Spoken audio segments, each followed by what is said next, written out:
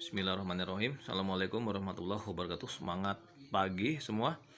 Jumpa lagi dengan Pak Fadli. Insya Allah hari ini kita akan bahas mata pelajaran sanitasi hygiene dan keselamatan kerja bab 7 KBM 2. Judul masih sama, kebakaran dan penyelamatan diri. Di sini di bawahnya ada dalam kurung ya, lanjutan. Baik, langsung aja. Bagian A, pencegahan kebakaran. Yang pertama, sediakan APAR ya, alat pemadam api ringan pada titik yang sudah ditentukan. Gitu biasanya di pojokan-pojokan yang udah diatur ya oleh Dinas Pemadam Kebakaran bekerja sama dengan instansi-instansi terkait. Ya, kalau dengan hotel berarti bekerja sama dengan pihak manajemen hotel begitu. Dan cara menggunakan APAR itu tidak sulit ya, ditarik cincinnya itu terus diarahkan kepada api. Nah, nanti ada di bagian B kita bahas. Kemudian yang boleh mengkontrol atau mengisi lembar-lembarannya ada di APAR tersebut hanya Dinas Pemadam Kebakaran begitu, karena secara periodik terus dikontrol oleh mereka ya, jadi nggak sembarangan, ada expirednya juga kalau nggak salah. Berikutnya, pastikan instalasi listrik itu aman ya, nggak boleh sembarangan memasang kabel gitu. Salah-salah misalkan kabelnya kurang besar, kurang lebar, kabelnya terlalu tipis, kemudian ada arus listrik yang terlalu besar, kabelnya nggak mampu menampung, nah ini bisa menyebabkan korsleting atau konslet sehingga menimbulkan percikan api, bahkan kobaran api kecil yang lama-lama bisa menjadi besar. Jadi ada standarnya gitu instalasi listrik ya, nggak boleh terlalu banyak belok misalnya gitu. Nah, nggak bisa langsung main pasang lampu di suatu titik tertentu, ya udah ditentukan ya dengan standar PLN tentunya. Berikutnya, para perokok ya, merokoklah di tempat yang telah disediakan gitu. Bukan nggak boleh ngerokok, boleh ngerokok orang-orang yang dinas itu, tetapi merokoklah di smoking area atau smoking room begitu ya. Jangan ngerokok di sembarang tempat, di parkiran ngerokok misalkan ya kan, di kebun ngerokok. Nah, dikhawatirkan nanti misalkan ada bahan-bahan yang merupakan sumber api sebagaimana yang udah kita bahas tempo hari, ya, nanti bisa menimbulkan bibit-bibit kebakaran begitu.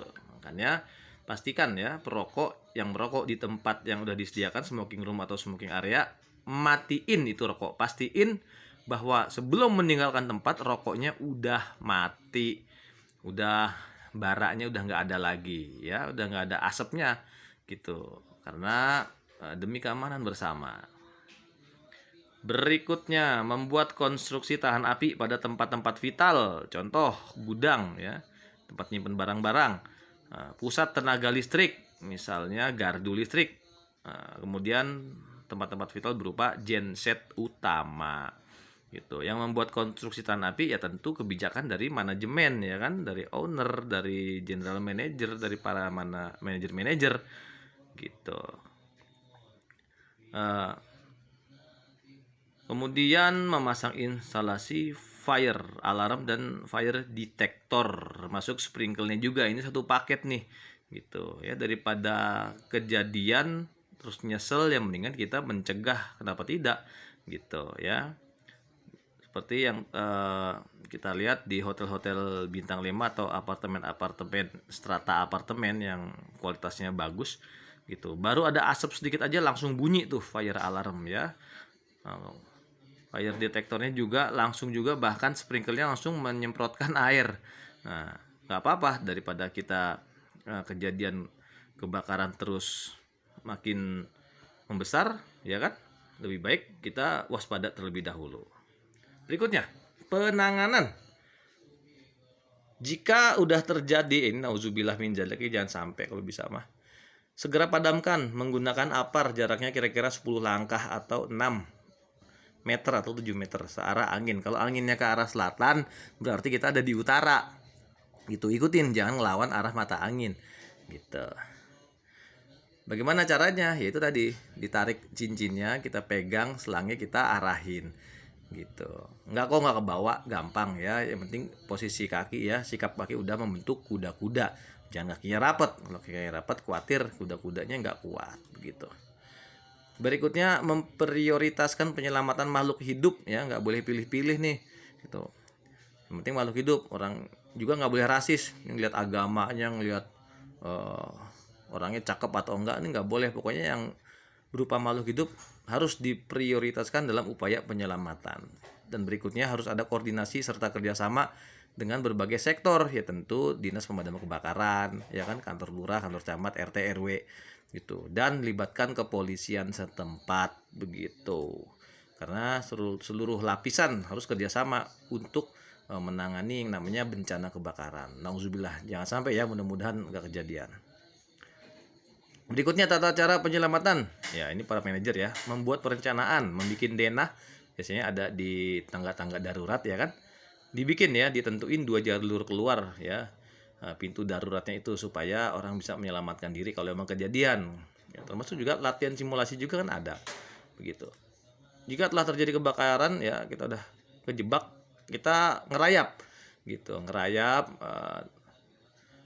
terus tutup hidung dan mulut dengan menggunakan kain basah. Kalau nggak ada bagaimana Pak? Ya pakai dengan air liur kita kah atau pakai apa? Yang penting basah gitu. Jangan sampai kita itu menghirup asap. Kalau kita nggak ngerangkak atau nggak ngerayap, asapnya udah banyak, nah akan mengganggu pernapasan kita, malah nggak bisa dapat udara karena kan asap itu kan ke atas, oksigen masih ada di bagian bawah begitu. Teorinya begitu, tapi emang bener.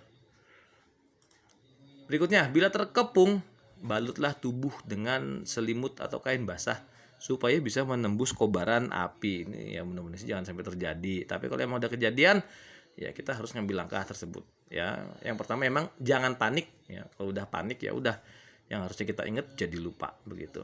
Bagaimana Pak dengan yang Muslim kalau misalkan mau mengamalkan ayat Quran, ya kan, yang firman Allah yang berbunyi Bismillahirrahmanirrahim, ya harus kunibar dan wassalaman ala Ibrahim, ya siapa tahu gitu, dengan ayat itu Allah menolong kita, siapa tahu ya kan gitu. Tapi mudah-mudahan sih jangan kejadian. Dan terakhir, diadakan pemberdayaan kepada para pegawai dan masyarakat perihal sosialisasi itu yang tadi, sumber api itu apa, definisi kebakaran itu apa, cara mengatasi bagaimana, dan seterusnya. Antisipasi ya kan, cara menghindarinya gimana, dan pemulihan pasca bencana. Biasanya kalau udah ngalamin bencana, suatu bencana atau musibah kebakaran, ada yang namanya trauma ya kan, secara psikis. Makanya perlu diadain pemulihan ya, supaya enggak trauma berkepanjangan. Baik, itu aja yang bisa disampaikan dari Pak Fadli. Terima kasih dan mohon maaf. Assalamualaikum warahmatullahi wabarakatuh.